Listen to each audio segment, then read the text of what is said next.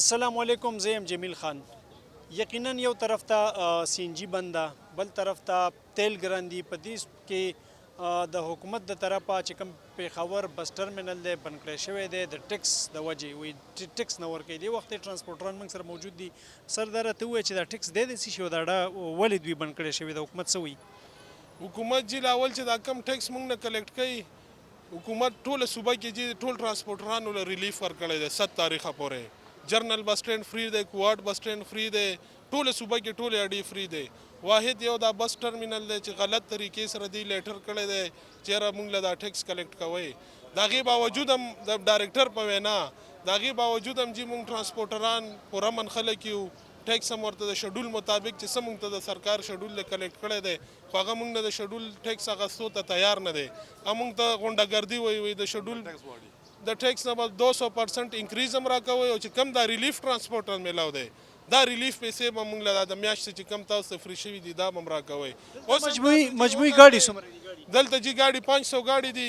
دلته د ټولې صوبې ټول آل پاکستان ته سرویس چلیږي. کوټه، کراچۍ، لاهور، فیصل آباد، ملتان، باولپور، ډیای خان، سوات، کراچۍ چې څومره صوبې دي، لاهور، ګوجرانوالا، مینګوره، لکه جی زه چې اوس تاسو ته مینشن کوم لکه ټول پاکستان ته ځي راځي. تاسو جی لاړ شئ، جرنل بس سټینډ فری دی، کوارډ بس سټینډ فری دی، صوبه کې ټولو اډې فری دي. دې کې 7 تاریخه پورې ټرانسپورټران ته ریلیف میلاو دی. خو د هغې د پاس هم غونډهګردي اقدام دی اوچت کو لیټر یې کو بیا هم موږ ټرانسپورټران د شډول ټیکس ورکولو ته تیار یو. غیر آئیني طریقې سره یې اډه سیل کړې ده. عوامو ته تکلیف دی، ټرانسپورټرانو ته تکلیف دی. دې کې زنانه راځي، ماشومان راځي، کراچۍ ته خلک ځي، کوټې ته ځي، ټولو عوامو ته لوی تکلیف دی. اندازتاً د دې اډې نه ده، خو چونکې د پېښور مین اډه ده د پاکستان نورو ښارونو ته او یا د خیبر پښتونخوا نورو ضلعو ته څومره پورې ګاډي ځي راځي؟ یاره جی دې نه د ورځې 200-300 ګاډي د ورځې وځي.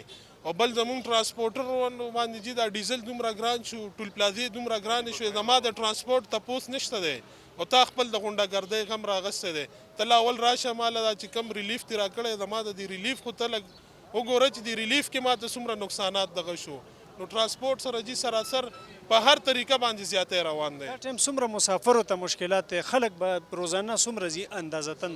زرونو کې دي، سوونو کې دي؟ یاره جی دلته نه د زرګاو تعداد کې خلک ځي آل پاکستان ته. د آل پاکستان مسافرو ته دې کې دغه دی، دې کې به د چا مړی شوی وي، هغه به ایمرجنسي وي، ځي به د چا به بیمار وي، د چا به بار ته تګ وي. لکه د ټولو مسافرانو ته د ډایرکټر ټرانسپورټ د وجې نه مشکلات دي، تکلیف دی، اډه یې سیل کړې ده او یو غونډهګردي چالو کړې ده.